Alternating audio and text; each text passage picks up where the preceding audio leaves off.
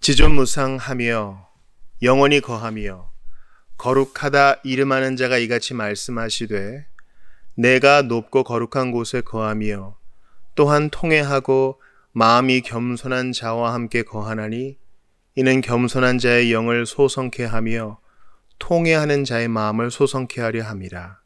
아멘. 하나님의 말씀입니다. 하나님께 감사합니다. 제가 지금 개역 한글로 읽었는데 개역 개정도 한번 보겠습니다.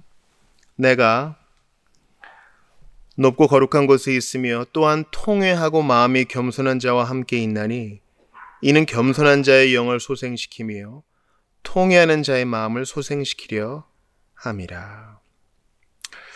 오늘은 하이델베르 규리문답 제33주일 88문부터 91문까지 볼 텐데요. 질문과 답변을 한번 들어보세요. 88문. 사람의 진정한 회개는 무엇입니까? 옛사람이 죽고 새 사람으로 사는 것입니다. 옛사람이 죽는다는 것은 무엇입니까? 하나님을 진노케 한 우리의 죄를 마음으로 슬퍼하고 더욱더 미워하고 피하는 것입니다. 90문. 새 사람으로 다시 사는 것은 무엇입니까? 그리스도로 말미암아 하나님 안에서 마음으로 즐거워하고 하나님의 뜻에 따라 모든 선을 행하며 사는 것을 사랑하고 기뻐하는 것입니다. 91문. 그런데 선행이란 무엇입니까? 참된 믿음으로 하나님의 율법을 따라서 그리고 그의 영광을 위하여 행한 것만을 선행이라 하며 우리 자신의 생각이나 사람의 계명에 근거한 것은 선행이 아닙니다. 하이델베르 규리문답 3부에 들어왔어요. 3부에 들어와서 두 번째 시간인데 하이델베르 규리문답이 총 3개의 구성으로 되어 있잖아요. 첫 번째는 죄와 비참, 두 번째는 거기로부터의 구원, 세 번째는 그로 인한 감사예요. 근데 감사의 생활에 반드시 들어가는 것이 회개입니다. 그러니까 회개 없이는 감사가 없고 감사 없는 회개도 없어요. 그러니까 이 회개와 감사는 동전의 양면과도 같다. 회개와 선행, 회개와 감사 이렇게 할 수 있겠죠. 이것을 병렬로 볼 수 있는데 그렇지 않고요. 인과관계예요. 회개케 하셨으니 회개케 하신 하나님께 대하여 감사하는 마음이 당연하다. 회개케 하신 하나님은 감사의 마음을 주신다. 이렇게도 볼 수 있는 것이에요. 우리가 요절로 읽은 이사야 57장 15절도 보세요. 아주 명백하죠. 지존무상하며 영원히 거하며 거룩하다 이름하는 이 하나님이시죠. 여호와 하나님, 삼위 하나님께서 명백하게 말씀하세요. 내가 높고 거룩한 곳에 거하는데 통회하고 마음이 겸손한 자와 함께 거한다. 높고 거룩한 곳에 거하는데 거룩하신 하나님께서 누구와 함께 하시냐면 마음이 겸손한 자, 회개하는 자와 함께 하신다는 거예요. 그러니까 여러분, 기독교 신앙에서 가장 중요한 덕목 중 하나는 겸손이에요. 겸손하지 않고는 구원받을 수 없어요. 내가 죄인임을 인정하는 게 겸손이죠. 그거는 여러분 세상적인 개념을 끌어오지 마세요. 아주 자기를 누추하게 여기고 쓸데없는 겸양을 피우고 그런 뜻이 아니라 우리의 진면목을 그대로 받아들이는 게 겸손이에요. 하나님은 높으시고 나는 죄인입니다. 하나님은 전지하시고 나는 도움이 필요합니다. 하나님은 거룩하시고 나는 죄와 허물로 죽은 존재입니다.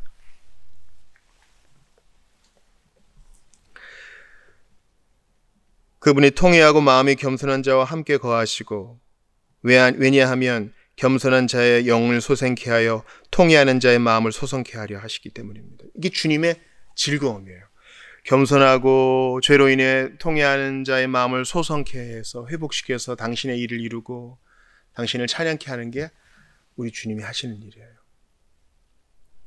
그러므로 겸손의 반대인 교만으로는요, 절대 하나님 나라에 들어갈 수 없어요. 교만은 자기의 진면목을 받아들이지 않는 거예요. 나 도움 필요 없어요. 딴 사람 도와주라 그래요. 나는 괜찮아요. 이런 자세요. 교만이란 괜히 거드름 피우는 것이 아니라 하나님을 인정하지 않는 것이 교만입니다. 그러니까 참된 감사, 우리 신자의 생활에서 제일 중요한 게 이제 감사인데, 참된 감사는 내가 도움이 필요하다는 사실을 인정하며 하나님이 원하시는 뜻을 하나씩 둘씩 준행해 나가는 게 감사예요. 감사가 우리 공로가 되어서는 안 돼요. 이게 선행도 나오는데, 내가 하나님께 선행을 해서 뭔가를 얻는다? 그런 개념이 아니고, 내게 주신 이 큰 구원의 선물 까닭에 감사의 마음이 넘쳐 흐르고, 그래서 선행을 하는 것입니다. 솔직히 한번 얘기해봐요. 신자는요, 사는 동안 회심을 온전히 이룰 수 없어요. 온전한 회개, 온전한 변화 이룰 수 없어요. 육신의 흑옷을 입는 동안에 우리는 계속 거꾸러지고 넘어지고, 그리고 다시 일어납니다. 칼빈이 자기의 기독교 강의에서 이렇게 얘기했습니다. 그렇게 해서 하나님을 더욱 의지케 하려 하십니다.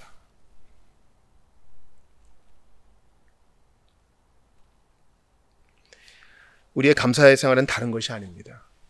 예수님 앞에 엎드리는 거, 주님 앞에 납작 조아리는 거, 기도하는 거, 그게 감사의 생활이에요.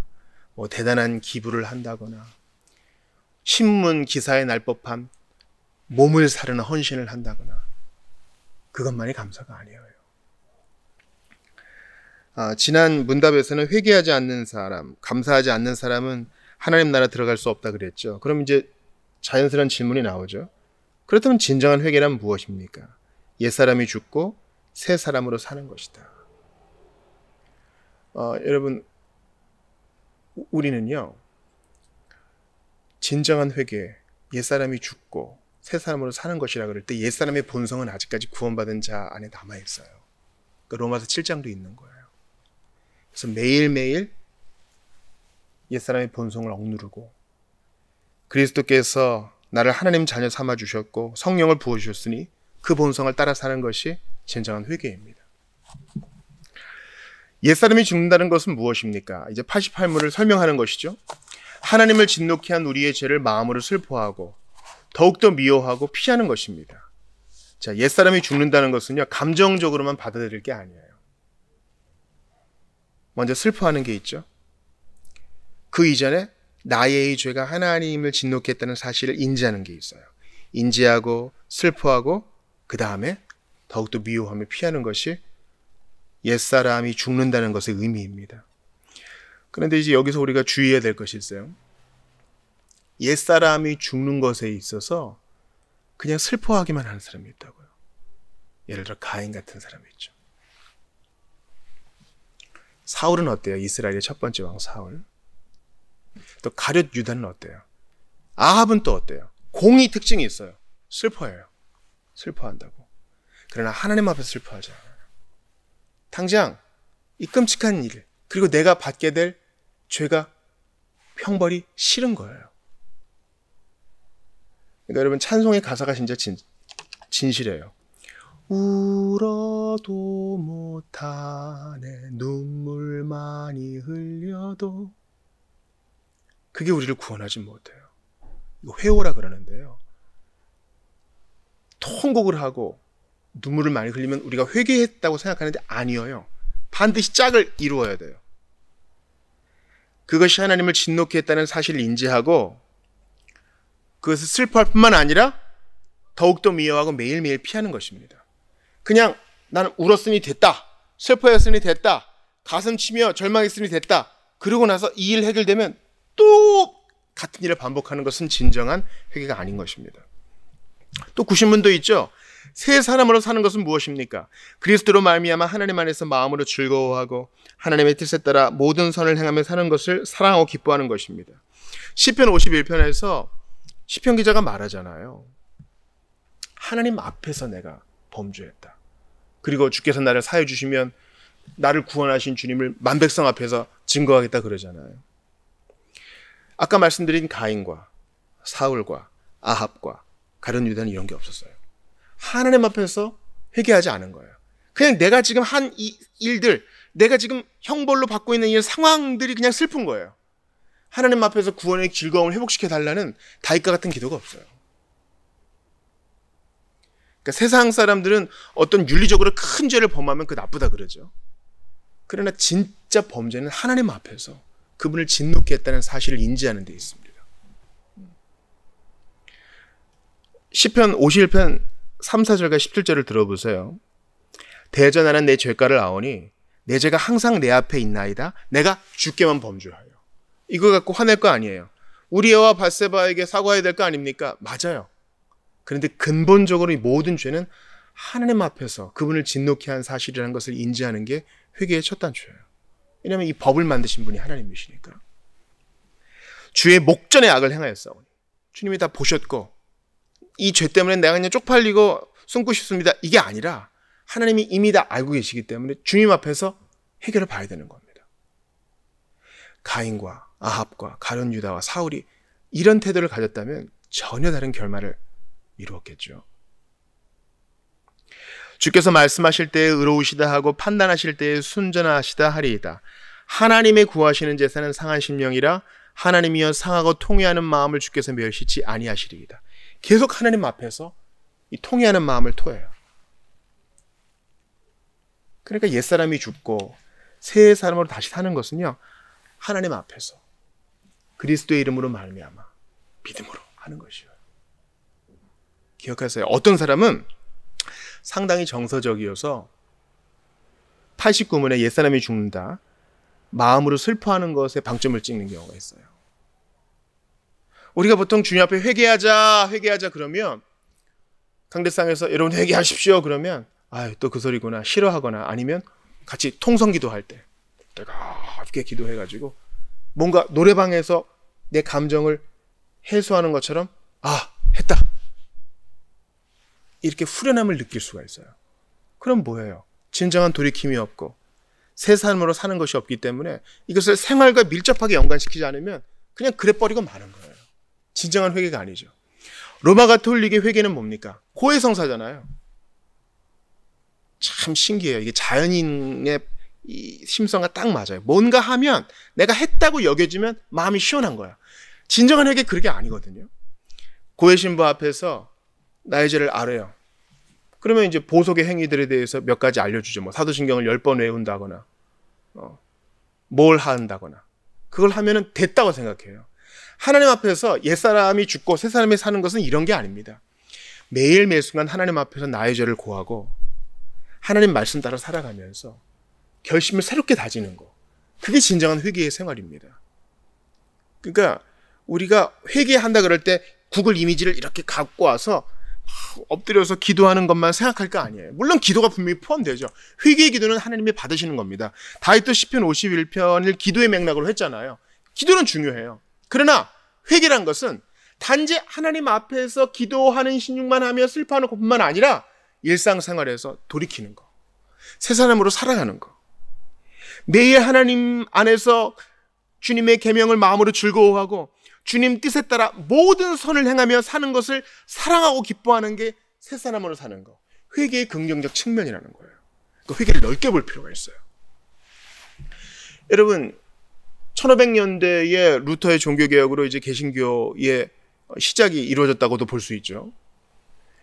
그 시작은 루터의 95개조 반박문이었습니다. 비텐베르크 성문 벽에다가 턱 우리 한번 논쟁해보자 했잖아요.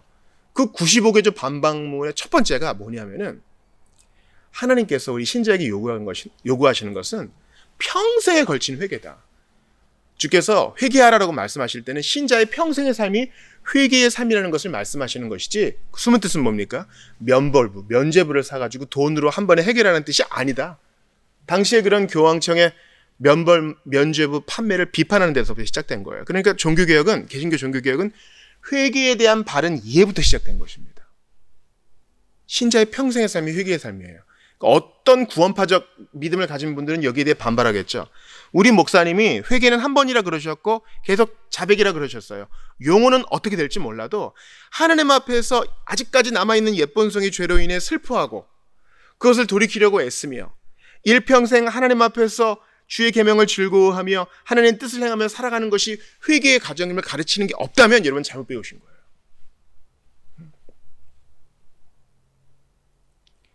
그리고 마치 회개하라 라는 얘기를 들으면 왠지 좀 창피한 것 같고 왠지 또 확 올라오죠. 회개? 너나 해. 나는 이미 했어. 그런 마음에 대항하는 겁니다. 이 세상에 회개가 필요 없는 사람은 아무도 없어요. 여러분, 악인들의 선행을 생각해봐요. 91분에 선행이 나오죠. 선행에 대한 성경적 관점을 딱 정리해요. 우리 자신의 생각이나 사람의 계명에 근거한 것은 선행이 아니라 그래요. 예수 안 믿는 사람들, 비신자의 선행을 생각해봐요. 그들도 좋은 일 많이 합니다.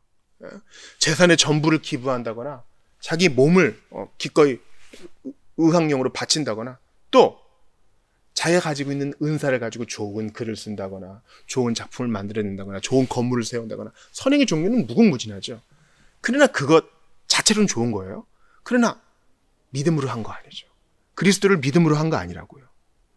또 하나님 말씀 따라서 한 것도 아니야. 또 하나님의 영광을 위해서 한 것도 아니야. 그런 면에서는 진짜 선행이 아니에요. 아니, 그 선행을 할 수 있게 힘주신 분이 하나님이시고 그 선행 충동을 일으키신 분도 하나님이시고 그가 그렇게 살아갈 수 있도록 도와주신 분도 하나님이신데 하나님을 인정하지 않는 그 배경에서 선행을 한다? 반쪽짜리 선행이에요. 그러건 참된 선행이 아니죠. 회개도 마찬가지입니다. 예수 안 믿는 사람도요, 죄로 인해 탄식해요. 왜 구슬을 합니까? 왜 부적을 붙여요? 내가 잘못한 걸 인정해요. 그런 면에서 오히려 우리보다 나을지 몰라요, 비신자들이. 그렇지, 잘못했어. 우리 조상 때부터 끊지 못한 잘못이 있었어. 몇 자리를 잘못 놨다든지 제사를 좀 소홀히 했다든지 잘못을 인정해요. 그것을 푸는 방법이 우상숭배적인 방법이어서 그렇지 어떻게 보면 비신자들이 우리보다 죄에 대해서 더 엄격하고 바르게 직면했다고 할 수도 있어요. 그런데 그들은 어떻게 풉니까? 하나님의 영광을 위한 회개의 방식을 취하지 않죠. 믿음으로 그리스도를 의지함으로 회개하지 않아요. 그냥 슬퍼할 뿐이지. 다른 방법을 취하고.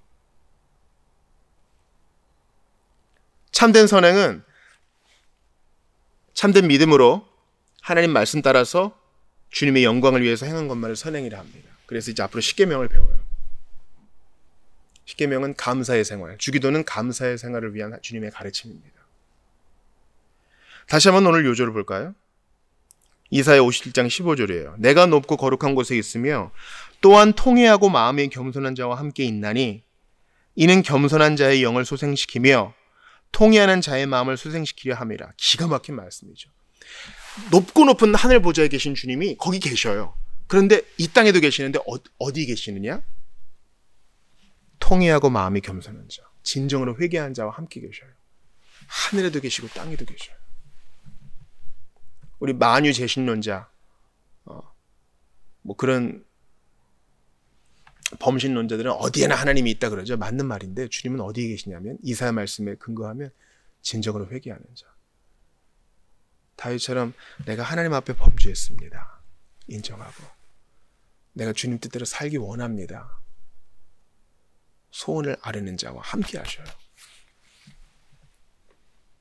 큰 교회 건물, 멋진 음악, 깔끔한 예배의식, 고환경자들만 모이는 청중 가운데 있는 게 아니라 회개하는 자들과 함께 하셔요.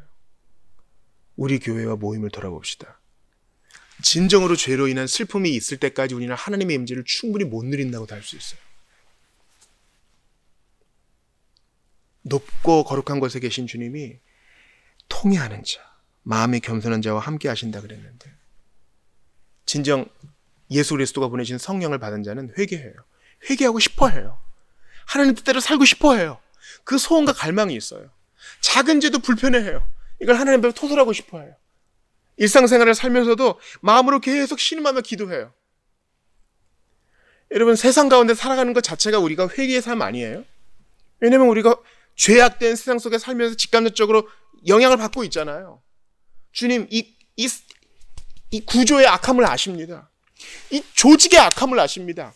돈이 돌고 도는데 모두가 다 악하고 상해 있습니다. 불의한 재물입니다. 어떻게 하면 좋겠습니까? 이러면서 상한 마음으로 기도해요. 자녀를 위해서도 기도해요. 내가 충분히 가르치지 못했습니다. 우리 교우들을 보면서 기도해요. 내가 아간과 같은 자이기 때문에 우리 교우들이 은혜를 못 받는 거 아닐까? 자기를 돌아보며 또 자백하며 기도합니다. 이게 진짜 성령 받은 자의 삶이에요. 그러니까 성령 받은 자가 늘 즐거워하고 붕붕 뜨는 게 아니라 어떤 사이클이 있어요. 그러다가 죄로 인해 가슴 아파하고 다시 하나님의 말씀으로 무너지고 회복되고 또 주의 말씀을 붙들고 다시 즐거워하며 이런 사이클이 있어요. 내가 높고 거룩한 곳에 있으며 또한 통회하고 마음이 겸손한 자와 함께 있나니 왜냐하면 겸손한 자의 영을 소생시키며 통회하는 자의 마음을 소생시키려 함이라. 주님은 이렇게 당신의 뜻을 이루시고 선교의 일을 이루셔요. 누가 선교합니까? 누가 전도합니까? 누가 주의 뜻을 받듭니까? 죄 용서 받은 자. 통회하고 회개했더니 주님이 영을 소생시키셔가지고 주의 뜻을 받들고 싶은 마음을 주셔요. 그래서 봉사하고 희생하고 인내하고 기다려요. 때가 언제가 됐든 10년이 됐든 20년이 됐든 30년이 됐든 기도하며 기다립니다. 이거 주일에도 말씀드릴 건데요. 여러분, 죽은 사람한테는 별로 할 게 없습니다. 죽은 사람한테는 별로 해줄 게 없어요. 이미 그의 영혼이 떠났기 때문에 몸뚱이는 썩을 거 아니에요. 그냥 정해진 장례 절차에 맞춰서 지금 입관을 하고 발인의 절차를 거쳐서 매장을 하든지 화장을 하든지 하면 될 일입니다. 죽은 사람은 별로 할 게 없어요. 근데 산 사람은요, 할 일이 너무 많아. 그러지 않아요? 아이가 태어났어요. 살았잖아요.